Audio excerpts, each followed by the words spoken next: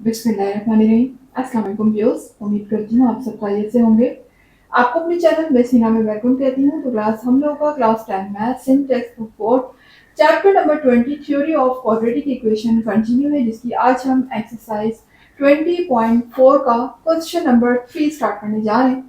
इससे पहले question number 1 and question number 2 complete करवा चुकी हूँ इस एक्सरसाइज के। जिन लोगों ने कंप्लीट नहीं किए हैं वो मेरे चैनल की प्लेलिस्ट से जाकर कंप्लीट कर सकते हैं। इसके अलावा उस प्लेलिस्ट का लिंक आपकी वीडियो के डिस्क्रिप्शन में भी मौजूद है, आप वहां से क्लिक करके भी कंप्लीट कर सकते हैं। तो चलिए फिर स्टार्ट करते हैं आज का question number 3।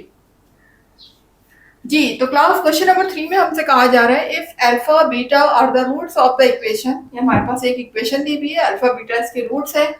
Find the value of square root alpha upon beta plus square root beta upon alpha. ठीक है, तो क्लास सबसे पहले तो देखिए हम अल्फा बीटा जिनके रूट्स दिए हुए हैं इस इक्वेशन के, तो हम इसके रूट्स तो हमारे पास गिवन है अल्फा बीटा। ठीक है, तो हम इसके sum of roots and product of roots अलग अलग फाइंड कर लेते हैं। तो उसके लिए आप सबसे पहला काम ये करेंगे कि यहाँ पर लिखिएगा since alpha beta are the roots of equation मेरे पास क्या है, p x square plus q x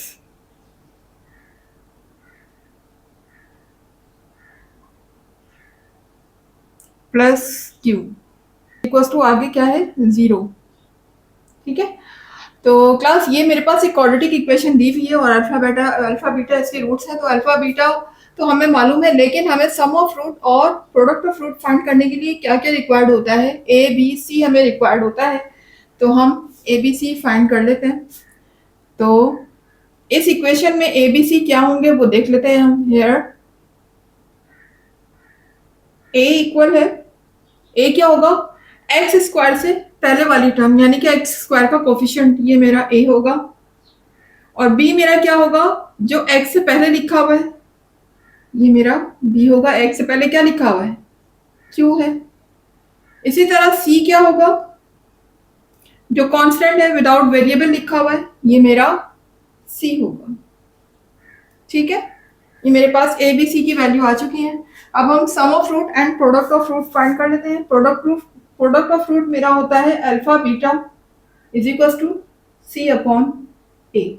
ठीक है, तो अल्फा प्लस बीटा क्या है, सम ऑफ रूट है, तो हम अल्फा प्लस बीटा फाइंड करने जा रहे हैं। ये इक्वल है माइनस बी अपॉन ए के। तो बी की प्लेस में हम रख देते हैं क्यू अपॉन ए। जी, ये माइनस लगा हुआ है। आगे बी की वैल्यू मेरे पास लिखी हुई क्यू, तो मैं यहाँ पर क्यू लिख दूंगी। और ए किसके इक्वल है, पी के। ए की प्लेस में आ जाएगा पी। ये तो मेरे पास आ गया sum of root. Now we are going to find product of root. तो प्रोडक्ट ऑफ रूट इक्वल होता है alpha beta is equal to C upon A के। तो value of C is Q and value of A is P. ठीक है,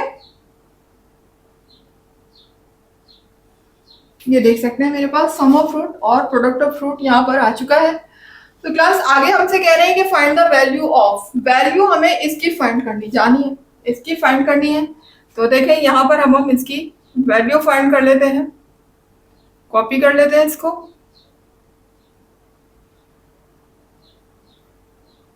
बल्कि पहले यहाँ पर सॉल्यूशन की हेडिंग डाल लीजिएगा। ठीक है, देख लीजिएगा सॉल्व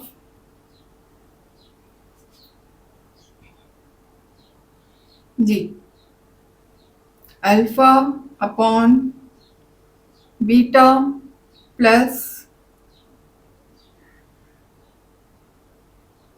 बीटा अपॉन अल्फा। ठीक है, अच्छा क्लास अब इसको देखें, सॉल्व सिंप्लीफाई हम किस तरह कर सकते हैं।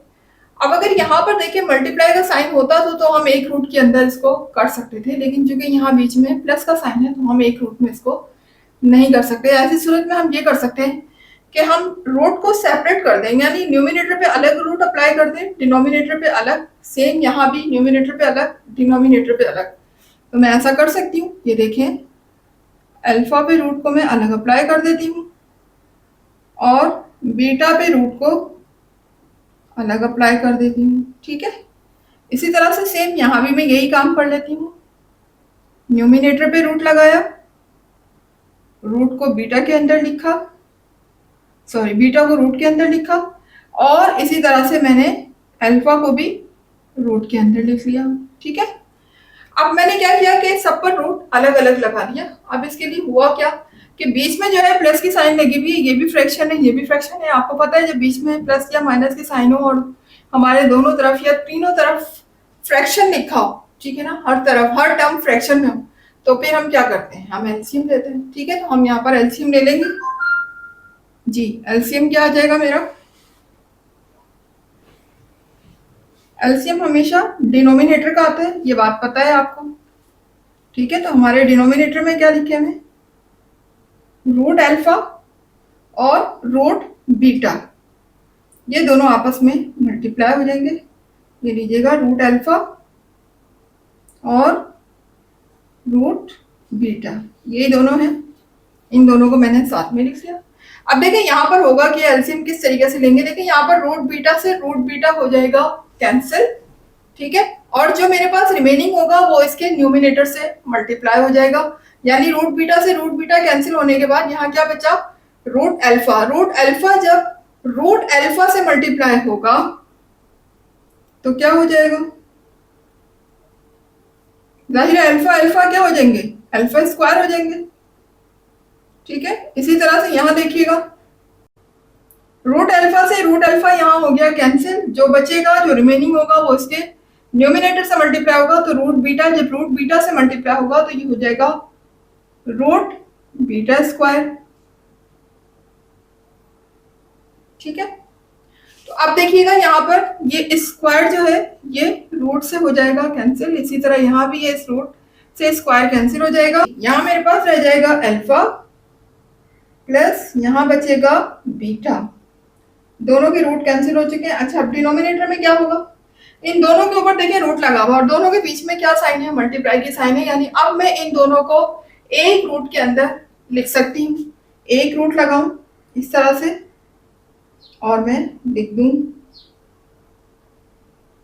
अल्फा बीटा, ठीक है, ये लिख दिया मैंने अल्फा बीटा जी। तो क्लास अब आप देख सकते हैं मेरे पास सिंप्लीफाई करने के बाद अब वो फॉर्म आ चुकी है कि यहाँ पर मैं sum of roots and product of roots की जो मैंने वैल्यू इधर फाइंड की है वो मैं इजीली इधर पुट कर सकती हूँ। आप देख सकते हैं अल्फा प्लस बीटा की वैल्यू भी मैं फाइंड कर चुकी हूँ, अल्फा बीटा की वैल्यू भी फाइंड कर चुकी हूँ। Now we are going to put both values in this equation, ठीक है।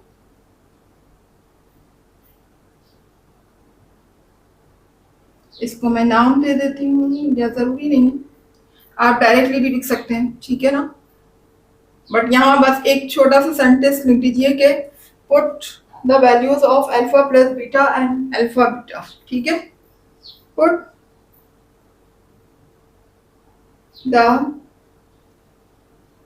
Values of alpha plus beta and alpha beta, ठीक है, इनमें मैं पुट करने जा रही हूँ जी। अल्फा प्लस बीटा इक्वल है माइनस क्यू अपॉन पी के, जबकि नीचे मेरे पास लिखा हुआ है स्क्वायर रूट अल्फा बीटा, तो हम स्क्वायर रूट लगाएंगे और यहाँ पर लिख देंगे, देखिए अल्फा बीटा किसके इक्वल है, क्यू अपॉन पी के, तो यहाँ मैं क्यू अपॉन पी लिख दूंगी, ठीक है, ये क्यू अपॉन पी आ गया जी। तो क्लास अब आगे इसको फर्दर सिंप्लीफाई कर लेते हैं। यहाँ देखिएगा अगर मैं इस रूट को रूट से हटाकर इसको पावर की फॉर्म में लिखना चाहूँ, यानी इंडेक्स है ना, ये रूट पे जो यहाँ पर लगा हुआ होता है वो क्या होता है, इंडेक्स होता है। इसकी जो छोटी सी यहाँ पर आपको रूट के पास पावर नजर आ रही होती है वो क्या होती है, इंडेक्स होती है। अब मैं इंडेक्स को अगर एक्सपोनेंट बनाना चाहूँ यानी पावर की फॉर्म में लिखना चाहूँ तो मैं कैसे लिखूंगी, यहाँ तो कुछ लिखा हुआ ही नहीं है, मैं किसको पावर बनाऊँ, तो क्लास ये चीज़ आपको पहले भी बताई जा चुकी है, आप लोगों ने पढ़ी हो, और 9th में भी ये चीज़ पढ़ाई गई थी कि देखिए जब रूट के ऊपर कोई पावर नहीं होती है, कोई इंडेक्स नहीं होता, तो इसका मतलब ये होता है कि उसके ऊपर छोटा सा क्या लिखा हुआ है, 2 लिखा हुआ है। 2 को हम कभी भी मेंशन नहीं करते, इसके अलावा जो भी नंबर होगा वो यहाँ पर मेंशन होगा। तो इसका मतलब अगर मैं इस इंडेक्स को एक्सपोनेंट बनाऊंगी तो मैं उसको किससे डिवाइड करूंगी, 1 से डिवाइड करूंगी। ठीक है, तो बना लेते हैं हम माइनस क्यू अपॉन पी, ठीक है, डिवाइडेड बाय, अब यहां देखिए ये क्यू अपॉन पी जो है इसकी पावर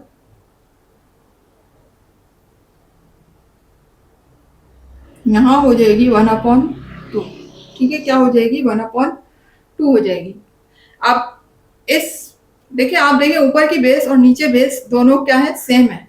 ऊपर भी क्यू अपॉन पी है, नीचे भी क्यू अपॉन पी है। तो अब अगर मैं इसको ऊपर लेकर आना चाहूँ, ठीक है, तो मैं ऊपर ला सकती हूँ ना इसको। ऊपर लाने से होगा क्या, ये जो इसकी पावर है ना, इसका साइन चेंज हो जाएगा। ठीक है, ये 1/2 नीचे प्लस का है, ऊपर आने के बाद यानी कि जब ये डिवाइड से मल्टीप्लाई में जाएगा, ऊपर लाएंगे तो जाहिर है मल्टीप्लाई हो जाएगा ना, तो ये पावर की साइन चेंज होकर माइनस में हो जाएगी। तो अब देखिए यहाँ पर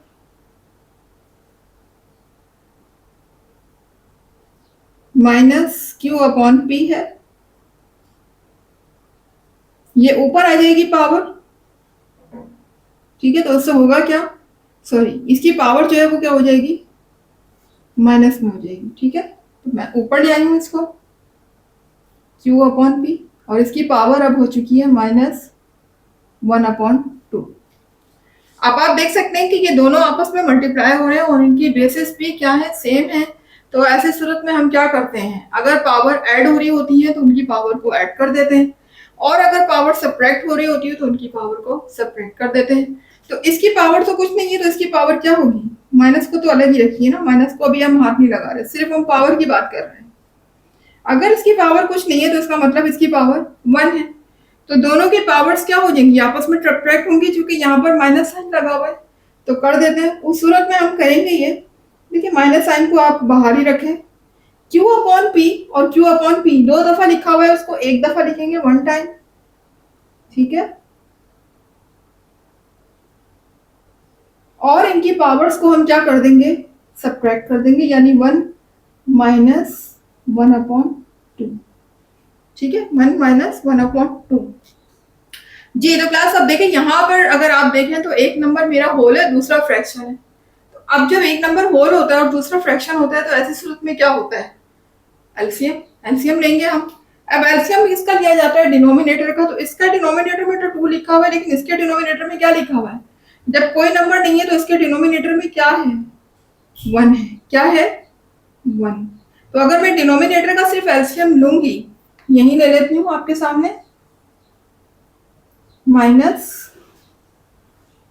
क्यू अपॉन पी, डिनोमिनेटर का जब मैं एलसीएम लूंगी तो क्या हो जाएगा, वो 2 हो जाएगा। ठीक है, और 1 के टेबल को मुझे इतना पढ़ना है कि 2 आ जाए, तो 1 2 सा 2 होता है, तो इसके न्यूमिनेटर को भी मैं 2 से मल्टीप्लाई करूंगी, यानी जितने टाइम डिनोमिनेटर मल्टीप्लाई होगा सेम उतने ही टाइम न्यूमिनेटर भी मल्टीप्लाई होगा। तो 1 2 सा 2 होता है, तो मैं ऊपर वाले नंबर को भी 2 से मल्टीप्लाई करूंगी, 1 2 सा 2 हो जाएगा। इसी तरह से यहाँ देखिएगा, 2 का टेबल को इतना पढ़ना है कि 2 आ जाए, तो 2 1 2। इसको कितने टाइम मैंने मल्टीप्लाई किया, 1 टाइम, तो सेम न्यूमिनेटर को भी मैं 1 टाइम मल्टीप्लाई करूंगी, तो 1 1 1 हो जाएगा। ठीक है, अब 2 में से 1 माइनस होगा तो क्या बचेगा, 1 बचेगा।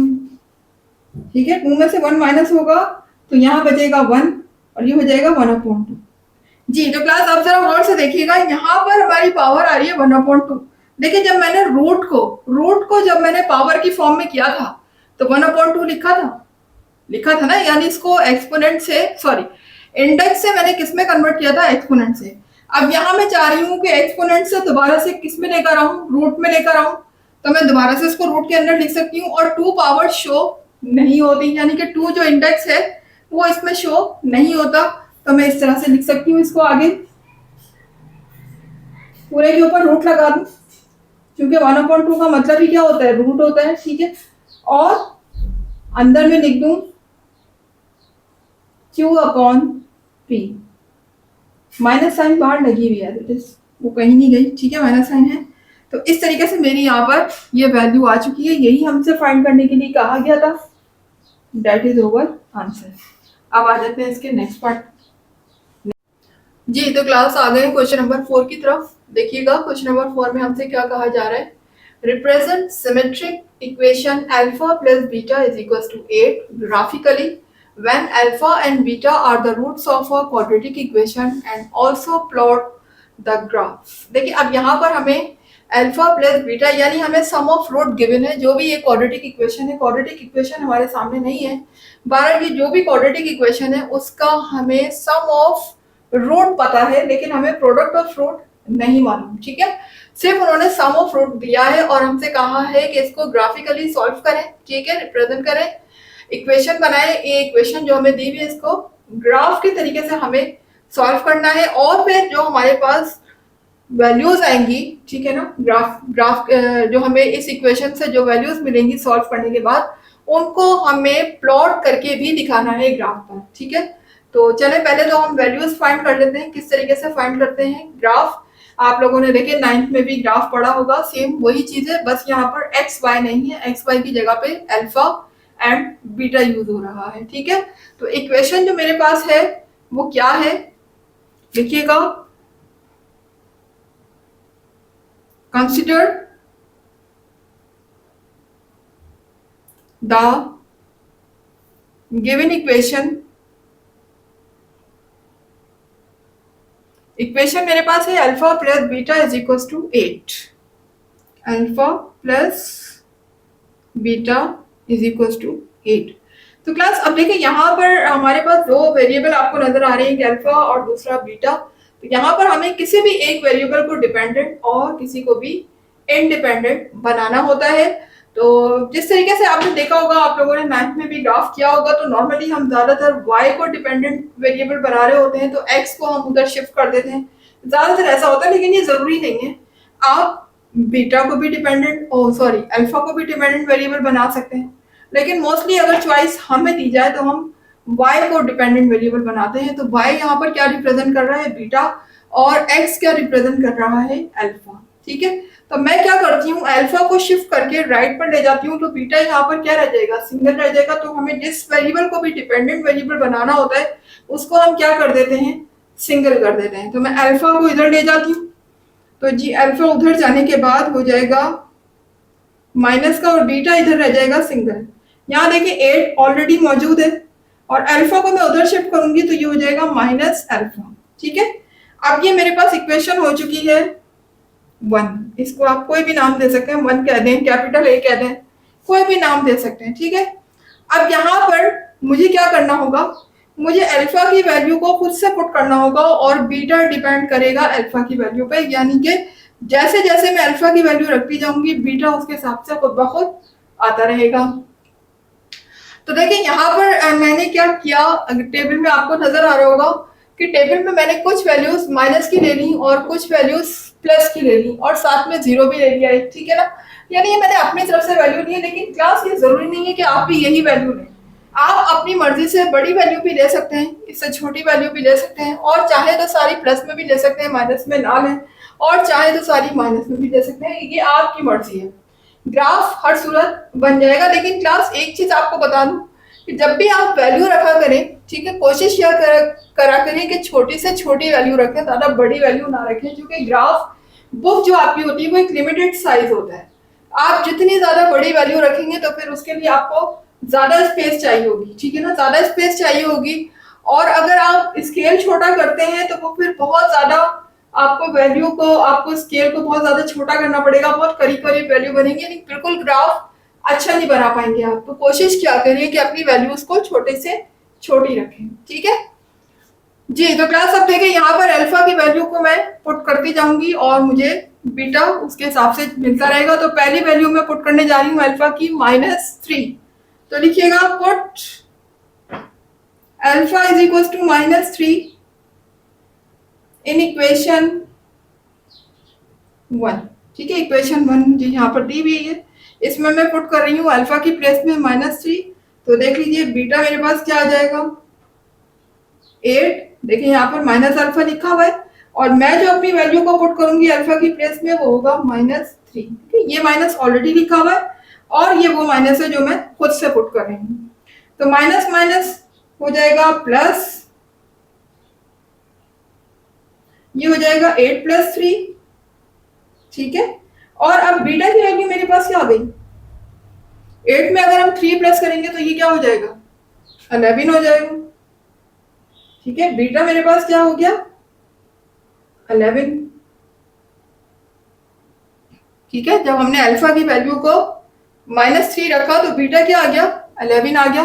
तो -3 के नीचे आप 11 लिख दीजिएगा जी। उसके बाद फिर नेक्स्ट वैल्यू में क्या पुट करने जा रही हूँ, -2। तो लिख दिएगा put alpha is equal to -2 in equation 1। Equation 1 मेरी ये रही, beta is equal to 8 minus alpha. तो beta is equal to 8 minus, और अल्फा की प्लेस में मैं क्या रखूंगी, -2। तो ब्रैकेट लगा के लिखिएगा -2, तो यहाँ पर दो साइन है, दोनों आपस में मल्टीप्लाई होंगे, माइनस माइनस प्लस जी। 8 + 2 क्या हो जाएगा, 10 जी। तो अल्फा की वैल्यू -2 रखने पर बीटा मुझे क्या मिला, 10। तो -2 के नीचे लिख दीजिएगा 10, ठीक है। अब हम इसकी नेक्स्ट वैल्यूज भी फाइंड कर लेते हैं जी। तो क्लास अब हम अल्फा की नेक्स्ट वैल्यू रखने जा रहे हैं -1। तो रख लेते हैं put alpha is equal to -1 in equation 1, ठीक है। ये इक्वेशन 1 आपके सामने, यहाँ अल्फा की प्लेस में हम क्या रख देंगे, आप -1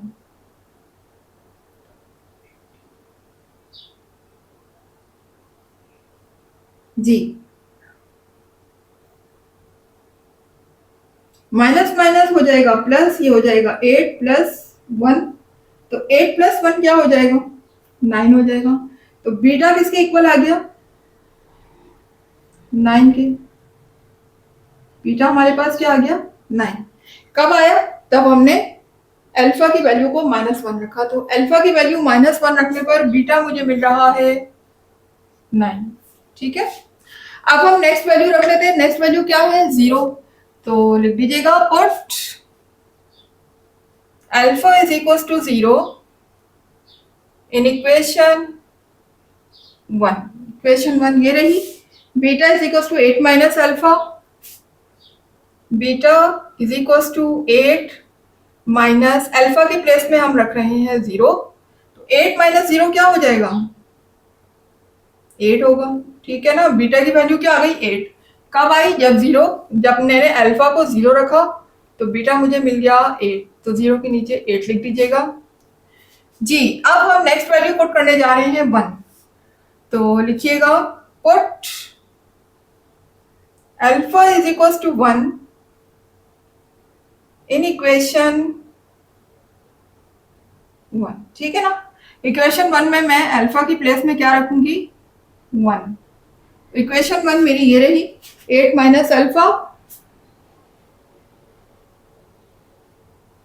और अल्फा की प्लेस में हम रख देंगे 1। तो देखिए अब मुझे बीटा क्या मिला, 8 में से 1 माइनस करेंगे तो यहाँ बचेगा 7। बीटा की वैल्यू क्या आ गई, 7। तो 1 के नीचे लिख दीजिएगा 7, ठीक है जी। अब इसकी रिमेनिंग और वैल्यूज जो मेरे पास 2 रह गई हैं वो भी हम पुट करके देख लेते हैं जी। तो क्लास आपने देखा कि अल्फा की वैल्यू 1 तक हम पुट कर चुके हैं। अब हम नेक्स्ट वैल्यू 2 पुट करने जा रहे हैं अल्फा की प्लेस में। तो लिख दीजिएगा put alpha is equal to 2 in equation 1, ठीक है। इक्वेशन 1 ये रही, तो इसमें मैं अब अल्फा की प्लेस में क्या रखूंगी, 2 रखूंगी, जाएगा 8 माइनस 2 जी। 8 में से जब हम 2 को माइनस करेंगे तो बीटा मेरे पास आ जाएगा 6, ठीक है। बीटा मेरे पास क्या आ गया, 6। इसी तरह से आप मेरे पास लास्ट वैल्यू रह गई है जो कि है 3, ये भी पुट कर देते हैं। Put alpha is equal to 3 in equation 1। Equation 1 ये रही आपके सामने, beta is equal to 8 minus alpha. 8 minus alpha की जगह हम क्या रखेंगे, 3 रखेंगे। ठीक है, तो 8 में से अगर मैं 3 को माइनस करूंगी तो बीटा मेरे पास आ जाएगा 5। ठीक है, बीटा मेरे पास क्या आ जाएगा 5। तो 3 वैल्यू रखने पर अल्फा की बीटा मुझे मिल चुका है 5। तो 3 के नीचे आप 5 लिख लीजिएगा। देख सकते हैं ये टेबल में टोटल आपकी बुक में 7 वैल्यूज निकालने के लिए कहा गया था, 7 वैल्यूज निकाली गई हैं। तो हम भी 7 वैल्यूज निकाल चुके हैं। यहाँ पर टेबल आपके सामने है। अब हम इस टेबल को ग्राफ पेपर पर प्लॉट भी कर लेते हैं, क्योंकि हमें प्लॉट करने के लिए भी कहा गया है ग्राफ पेपर पर। तो आ जाते हैं ग्राफ की तरफ। जी, तो क्लास आ गए हैं ग्राफ की तरफ। देख सकते हैं ये हमारा ग्राफ पेपर है और सामने ये टेबल हमें गिवन है, जो भी अभी हमने ड्रॉ किया है टेबल। ठीक है, टेबल में हमारे पास अल्फा और बीटा की 2 वैल्यू गिवन है। तो क्लास वैसे तो यहाँ पर हम इसको एक्स एक्सिस और वाई एक्सिस कहते हैं, लेकिन चूंकि यहाँ पर एक्स एक्सिस को मैंने क्या कहा हुआ है अल्फा और वाई एक्सिस को मैंने क्या कहा हुआ है बीटा, तो मैं इसको कहूंगी अल्फा एक्सिस और इसको कहूंगी बीटा एक्सिस। ठीक है, तो ऊपर वाला जो मेरा पोर्शन है ये मेरा प्लस बीटा एक्सिस को शो कर रहा है, जबकि इसका नीचे वाला पोर्शन माइनस बीटा एक्सिस को शो कर रहा है। आप देख सकते हैं मैंने बीटा के ऊपर प्लस साइन लगाई हुई, इधर बीटा के ऊपर माइनस साइन है। सेम इसी तरह ये जो मेरा एक्स एक्सिस होता है इसको मैंने कहा हुआ है अल्फा, तो इधर वाली जो साइड है मेरी राइट साइड ये कहलाती है पॉजिटिव अल्फा एक्सिस। ठीक है, प्लस अल्फा एक्सिस भी कह सकते हैं इसको, और इधर हम कहेंगे माइनस नेगेटिव अल्फा एक्सिस। ठीक है, दोनों चारों साइड्स हमने बना ली है। पॉजिटिव अल्फा एक्सिस भी बना ली है, नेगेटिव अल्फा एक्सिस भी बना ली है, पॉजिटिव बीटा एक्सिस भी है हमारे पास, नेगेटिव बीटा एक्सिस भी है। ठीक है, अच्छा क्लास, अब यहाँ पर देखिए हमें स्केल बनाना होगा, तो हमें ये बताना होगा कि हम ये जो यहाँ पर यूनिट ले रहे हैं ये कितने कितने स्मॉल स्क्वायर के डिस्टेंस से ले रहे हैं, तो वो भी मैंने स्केल यहाँ पर बना के रखा हुआ है। अच्छा, चूंकि मेरे पास तो चले बोर्ड है, मैं आपको बोर्ड पर समझा रही हूँ, लेकिन आप लोगों ने ये स्केल यहाँ ग्राफ पेपर पे कॉर्नर पे लिख देना है। ठीक है ना, ग्राफ पेपर जो आपको मिलेगा इसके कॉर्नर पे ये स्केल आप लिखेंगे। तो मैं आपको इस पे लिख के समझा रही हूँ। देखिए स्केल मैंने किस तरह बनाया है, along alpha axis, x x की जगह मैंने क्या यूज किया है वर्ड अल्फा, क्योंकि हम एक्स एक्सिस की जगह क्या ले रहे हैं अल्फा, तो लिखिएगा along alpha axis 5 small square is equal to 1 unit. यानी ये जो आपको छोटे छोटे स्मॉल बॉक्सेस नजर आ रहे हैं 5 स्मॉल स्क्वायर का 1 यूनिट के इक्वल मैंने लिया। यानी आप देख रहे हैं कि हर 5 डिस्टेंस के बाद 5 स्मॉल स्क्वायर के बाद हमारी वैल्यू जो है वो 1 यूनिट इंक्रीज होती जा रही है। सेम यही काम मैंने नेगेटिव में भी किया है, और सेम अगर हम बीटा एक्सिस पर आ जाते हैं तो यही काम हम बीटा में भी कर रहे हैं। ऊपर वाले मेरे सारे नंबर पॉजिटिव हैं, नीचे वाले सारे नंबर नेगेटिव शो हो रहे हैं, क्योंकि ऊपर जो है वो पॉजिटिव बीटा पोर्शन है, नीचे नेगेटिव बीटा का पोर्शन दिखा रहे हैं। तो यहाँ इस साइड पर एक्स अल्फा के जो नंबर है वो अल्फा के सारे पॉजिटिव है, इधर अल्फा के नेगेटिव है, इधर बीटा के पॉजिटिव, इधर बीटा के नेगेटिव। ठीक है, तो क्लास अब हम अपना टेबल जो है वो शुरू करते हैं ग्राफ पेपर पर प्लॉट करना। तो जब मैं ग्राफ पेपर में वैल्यू को प्लॉट करूंगी क्लास, तो याद रखिएगा कि ये टेबल आपकी स्क्रीन पर शो नहीं होगा, तो लिहाजा पहले ही बता रही हूँ कि ये टेबल आप अपने पास किसी भी रफ में या सामने कॉपी करके रख लीजिए। ठीक है, जब मैं ग्राफ को एक्सप्लेन करूंगी तो टेबल सामने नहीं होगा। तो आ जाते हैं ग्राफ की तरफ। जी, तो क्लास हमारे टेबल में अल्फा की जो फर्स्ट वैल्यू गिवन है वो है -3, और जबकि बीटा जो है वो 11 है। तो देखिए हम आ जाते हैं माइनस अल्फा की तरफ। तो माइनस अल्फा में हमारे पास हमने क्या वैल्यू लेनी है -3। तो देखिए ये -1 है, -2, -3 ये रहा। अब मुझे बीटा के कौन से एक्सिस पे जाना है, पॉजिटिव एक्सिस पे, क्योंकि मुझे बीटा की क्या वैल्यू गिवन है यहाँ पर टेबल में, वो है 11। तो 11 के लिए मुझे जाना पड़ेगा ऊपर, क्योंकि 11 पॉजिटिव बीटा को शो कर रहा है, तो मैं ऊपर जाऊंगी -3 की लाइन में ही। ऊपर आपके सामने देख सकते हैं मैं इस तरह से जाऊंगी, तो ये देखिए मेरे पास ये रहा ऊपर 11 नजर आ रहा होगा, पॉजिटिव बीटा में 11 की लाइन। और उसके अलावा यहाँ से 3 से आते हुए मैं इस पॉइंट पे मार्क कर दूंगी। ये देख सकते हैं आपके सामने, ये देख लीजिएगा अल्फा का नेगेटिव एक्सेस और बीटा का पॉजिटिव एक्सेस ये दोनों इस पॉइंट पे आके मीट कर रहे हैं। ये मुझे यहाँ पर पॉइंट मिल गया, इसको हम कर देते हैं सर्कल।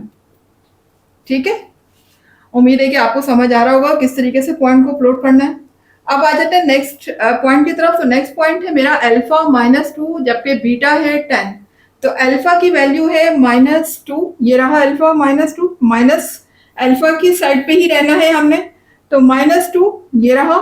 और बीटा का पॉजिटिव पोर्शन है तो मैं ऊपर की तरफ जाऊंगी, तो बीटा का मुझे क्या लेना है 10। ये देखिए यहाँ पर ये आ गया 10, ये आपके सामने यहाँ 10 लिखा हुआ है पॉजिटिव बीटा का। इसी के सामने आप इस तरीके से पॉइंट लगा देंगे। -2 की लाइन में आगे जाते हुए 10 पे स्टॉप करेंगे और यहाँ पर हम ले लेंगे एक पॉइंट। ठीक है, इस पे आप सर्कल कर दें। इसी तरह से नेक्स्ट वैल्यू है मेरी अल्फा की -1 और बीटा है 9। अल्फा की -1 ये रही और बीटा की 9 हम ऊपर जाएंगे तो ये देखिएगा बीटा की 9 ये रही। ठीक है, उसके बाद -1 9 हो गया, फिर अल्फा मेरे पास है 0 और बीटा है 8। अल्फा 0 यानी कि अल्फा की वैल्यू 0 रहेगी, यानी कि ना तो हमें पॉजिटिव अल्फा की तरफ आना है, ना ही नेगेटिव अल्फा की तरफ आना है, हमें कहाँ रहना है 0 पर रहना है। इसी लाइन में रहते हुए हमें बीटा के पॉइंट को सर्कल करना है, तो बीटा का पॉइंट 0 पर क्या आ रहा है 8, यानी यहीं पर ऊपर जाते हुए देखिएगा ये रहा 8, यहीं पे आप सर्कल कर देंगे क्योंकि ना हमें इधर मूव करना है ना इधर, तो इसी लाइन पे 8 को मार्क कर दीजिए इस तरीके से सर्कल। जी, उसके बाद नेक्स्ट वैल्यू है अल्फा 1 एंड बीटा 7। अल्फा 1 यानी कि अब मुझे पॉजिटिव अल्फा की तरफ आ जाना है क्योंकि अल्फा की वैल्यू क्या आ गई है पॉजिटिव, तो अल्फा का 1 और बीटा का 7, तो ये देखिएगा बीटा का 7 ये रहा और अल्फा का 1 ये रहा। इसी लाइन में ऊपर आएंगे और 7 पे स्टॉप करेंगे। बीटा भी पॉजिटिव और अब अल्फा भी पॉजिटिव, ये हमने पॉइंट को मार्क कर लिया। उसके बाद फिर अल्फा की वैल्यू 2 है और बीटा 6। अल्फा 2 ये रहा और बीटा 6, इसी लाइन में ऊपर जाएंगे तो ये देखेंगे आपको 6 नजर आ रहा होगा सामने। अल्फा 2 बीटा 6, इस पे आप पॉइंट लगा लें और इस पे सर्कल कर दें। फिर उसके बाद alpha 3 and beta 5। Alpha 3 and beta 5 कहाँ है, ये रहा। अल्फा की वैल्यू 3 है और बीटा की 5 है। ठीक है, ये देख लीजिए ये सारे पॉइंट जितने भी हमने टेबल में बनाए थे वो सब के सब मैंने आपको ग्राफ पेपर पे प्लॉट करके दिखा दिए। अब मैं इन पॉइंट्स को ज्वाइन करके भी दिखा देती हूँ।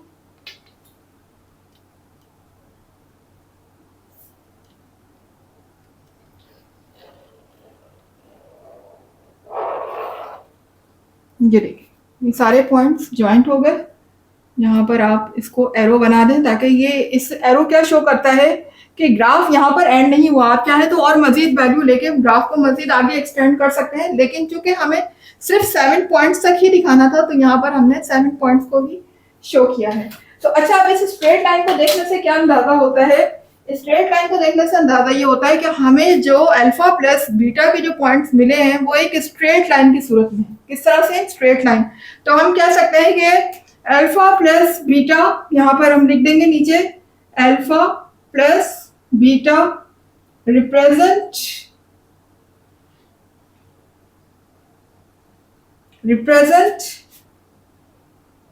a straight line graph,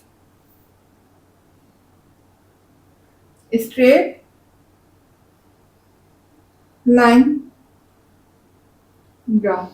ठीक है, अल्फा प्लस बीटा यानी कि सम ऑफ रूट जो है मेरा वो क्या आ रहा है, एक स्ट्रेट लाइन की सूरत में आ रहा है। आपके सामने ये स्ट्रेट लाइन बन रही है।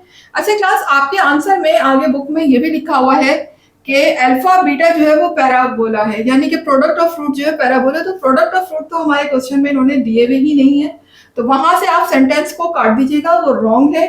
तो अल्फा बीटा जो है वो पैराबोला है, तो हमने अल्फा बीटा का तो ग्राफ यहाँ ड्रॉ ही नहीं किया, क्योंकि ना तो हमारे पास क्वाड्रेटिक इक्वेशन गिवन थी और ना ही अल्फा बीटा की वैल्यू गिवन थी जो हम उसको प्लॉट करते। तो लिहाजा अपना जो आंसर है वो बस यहीं पर ही स्टॉप कीजिएगा। इससे आगे जो भी लिखा हुआ है उसको आप पेंसिल से कट कर दीजिएगा। ठीक है, तो बस यहीं पर मेरा ग्राफ हुआ जाता है खत्म।